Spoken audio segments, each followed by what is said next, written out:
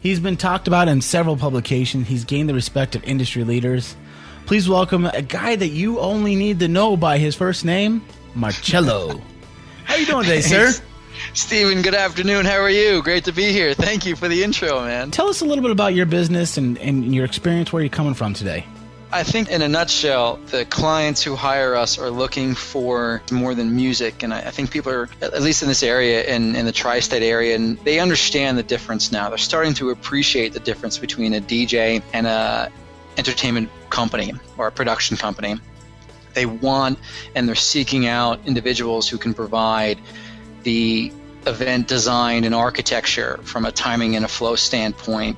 And they want an on-site event director. They want an MC who's got the experience and the ability to be able to tell everybody not just what to do, but let them do what they do, but we just let them know when they can do it best at the event. So with the cuisine, these chefs can have everyone seated at the right time so they're not rushed and they can enjoy their meal. The photographers, look, we want you to get all the best shots of the night. Just if you do them here and here, you're going to get enough time. They won't be rushed.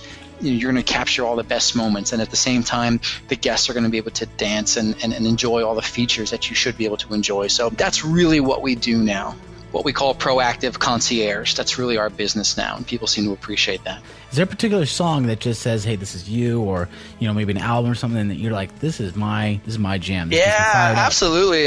My dad kind of brought me up on these 45 records in our living room, and there's a few that I remember distinctly from the 60s and 70s, early 80s, and one of them was this old school group, and I remember them all having these afros. They were awesome. Electric Light Orchestra, or ELO, and they had a song called Don't Bring Me Down, and that's pretty much my theme song. I can't stand negative people. I can't stand people who aren't possibilitarians, who just they doubt themselves, or they doubt a situation, or they just don't know how to find happiness in themselves or other people or a situation. So that's it. Just, hey, don't bring me down, man.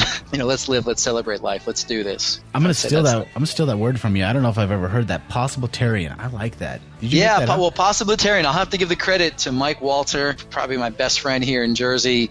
It's something that we really believe in. We consider ourselves pretty good conversationalists.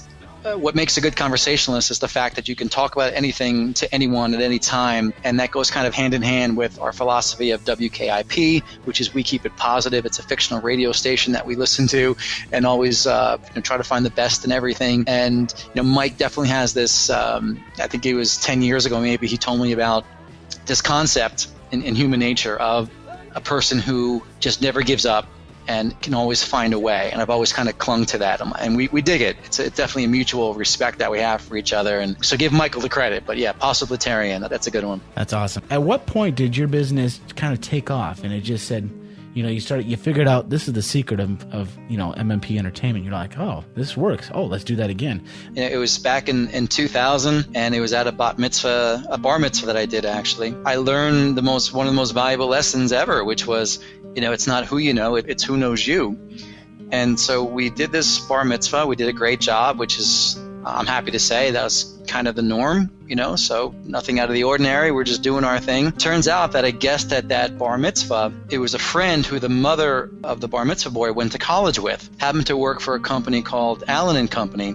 If you're not familiar, Allen & Company runs basically the biggest media summit every single year in Sun Valley, Idaho. And it's everybody from Bill Gates to Spielberg to you name it, the top 20, for the Fortune 20 all attend. Essentially, it's a 4-day business conference and entertainment family picnic, but at a very high-end one at that, obviously. And they wanted us specifically to come out to entertain the kids for one night. All of a sudden, this kind of local bar mitzvah turned into this 6 people, myself and 5 other people, flying out to Sun Valley, Idaho to entertain for, it was Tom Hanks' son, and all these, you couldn't not name drop because everybody there was just a billionaire, basically. And I said, talking to my, very close with my parents, and I sat down and we just kind of laughed, and they said, this is what happens. This is what happens when all those times we told you, when you work hard and you do the right thing, this is the kind of stuff that can happen to you. And sure enough, we had that gig, I think 7-8 years in a row. But that's when I learned every single event that you do, you're being watched by people you have no idea the caliber of their connections. And sometimes you're working directly for the source connection, or there's a, kind of a Google plus circles kind of a thing happening where you're third, fourth generation removed.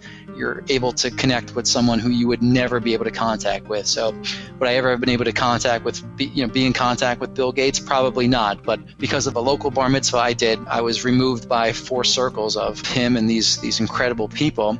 And it turned out to be not only financially, lucrative, but it was also something that just gave me the confidence then to hone my business model and sculpt my business model to be where, I want to entertain for a specific demographic. And I want to be able to be expensive but worth it, because that's where I was comfortable. That's awesome. It sounds like that you were raised in a good home where you were taught good principles. I can only guess. And as you're doing stuff, you have to be careful of your character, because if you're successful, your success could take you places your character won't keep up. When you get that success, then it's just that much harder. So you have to, the two go hand in hand. And if you're going to have success, you got to have good character. And with the advent of social media being such an explosion out there, I know people that have lost their jobs or not been offered positions because of something they posted online. So Marcello's made a good point about, what you post out there could hurt or make or break you. I couldn't agree more. And to answer your indirect question there, absolutely my childhood was desirable. I was a typical kind of a middle-class kid. We didn't have a lot of money per se, but we were comfortable. But what I mean is my parents were just awesome. I mean, they both worked. And, a lot of times my sister and I were that, I guess, what they call latchkey kids, where we came home to like an empty house when we were old enough, and we kind of fended for ourselves as far as, just either do your homework or go out and play until mom and dad get home. And we all had dinner together like every night.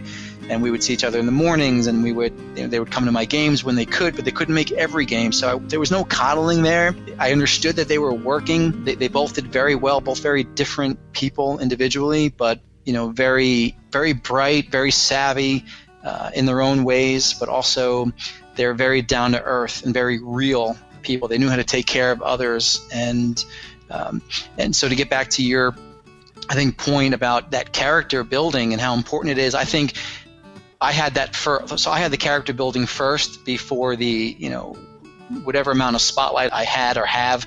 And the fact that I don't drink or smoke, and I'm fairly, into, wellness, that's called a wellness enthusiast, it makes posting online when I do fairly easy, and I don't have to worry too much, because I'm not going to be posting any, crazy, like, I don't know what you call that upside down, bong thing when people take the beer and they drink it upside down, or a cake stand or something like that. Yeah. Like, you're not going to see me posting that kind of stuff. So I think when you have a strong foundation of good parents and a good work ethic, and then when you actually start your own business, it kind of carries you through. And then when you do experience whatever level of success you achieve, you stay grounded, because it's not really in your character to do otherwise. And that's why it's so important to get back to your friends. I always believe you are who you surround yourself with. So guys like Mike, guys like Jason Jani, some of my closest friends here, and even like my just personal friends,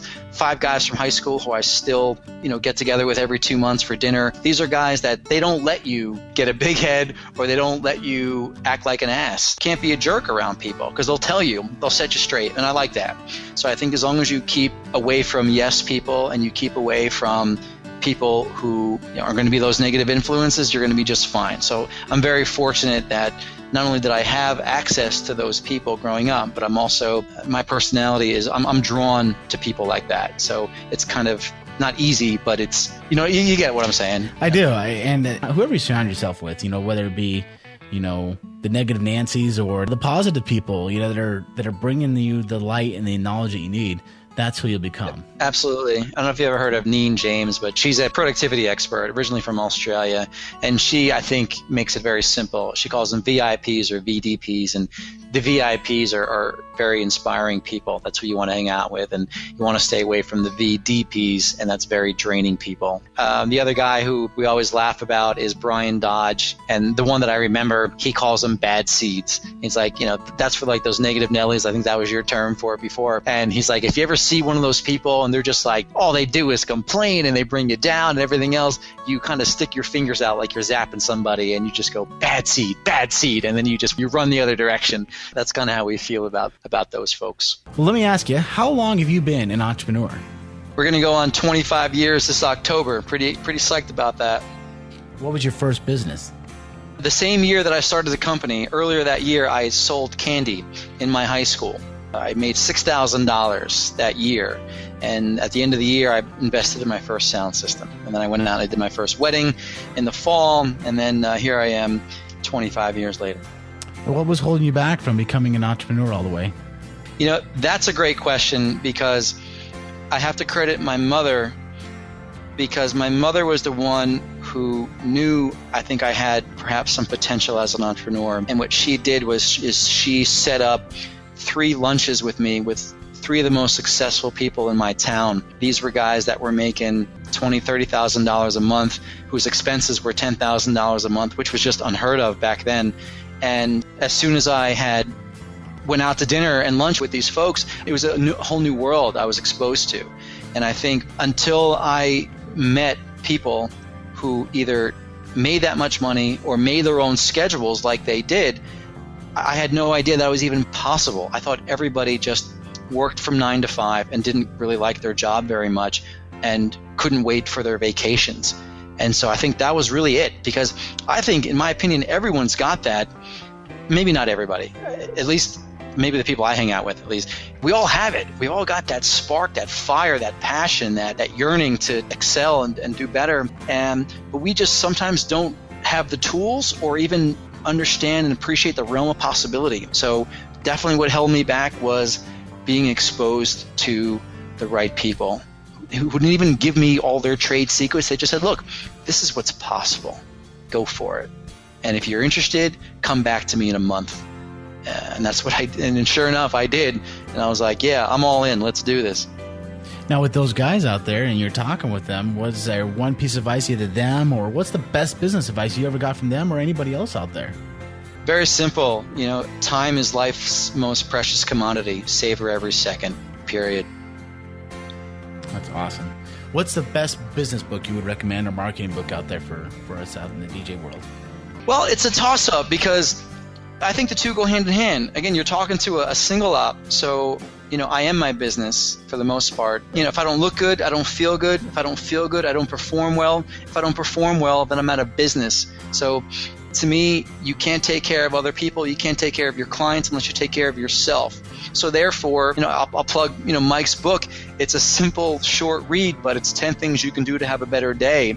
And it focuses on introspective, wellness and fitness and getting the right amount of sleep and all this stuff like sabbaticals, so you can be a great business person. Because if you don't do any of that stuff, you can read all the Tony Robbins and from good to great books you want, it's not going to matter, because you're not going to have your health.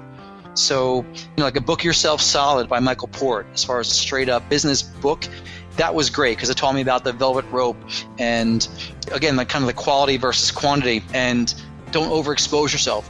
Have a product or a service that not everybody can afford and or obtain. So it's a combination of two things, Steven. I don't want to dance around the question, but it's really important that people understand that my focus for everybody is, look, get yourself right first. Get your health in order, get your sleeping habits in order, and get the best possible version of yourself in order, and then go to school and read the books that I'm sure it sounds like your house is filled with them. Then read all those books, because I don't think you can put the cart before the horse here, man. I think you got to do one before the other. Now, with all that being said about the health and the wellness and getting yourself right, how do you unwind after a long day of stressful events? The short answer locally is I love movies and I love Chinese food. I'll order just a bunch of Chinese food and I'll rent a really great movie, and or I'll watch, I don't know if you're a sports fan, but I've TiVo'd like all the 30 for 30s. They're these phenomenal short films on all the best sports stories of all time.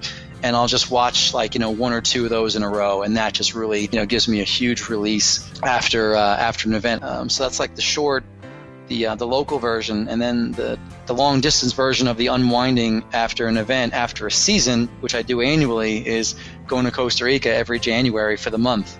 I've been doing that for almost 14 years now, and that's that's again another one of my, not secrets, but it's like, hey, I read in a Forbes business book a long time ago about how these guys, they made their employees take sabbaticals. No matter how great they were doing, for 2-3 weeks every year, they said, look, we want you to go away, forget about the business.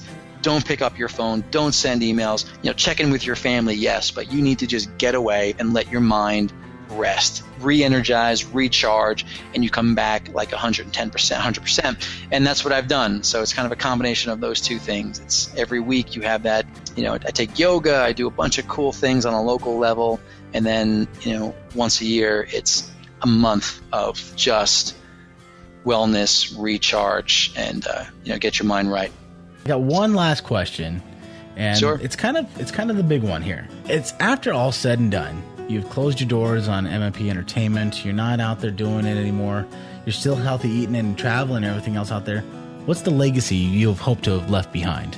I'd have to go right to my daughter. She's going to be 5 years old in 2 weeks. I'd like to leave her with what I would like to leave anybody who, if my name ever comes up, which is like the philosophy of kind of our trademark now, which is celebrate life, live in the present, because, they don't put a U-Haul on your hearse, and that's it.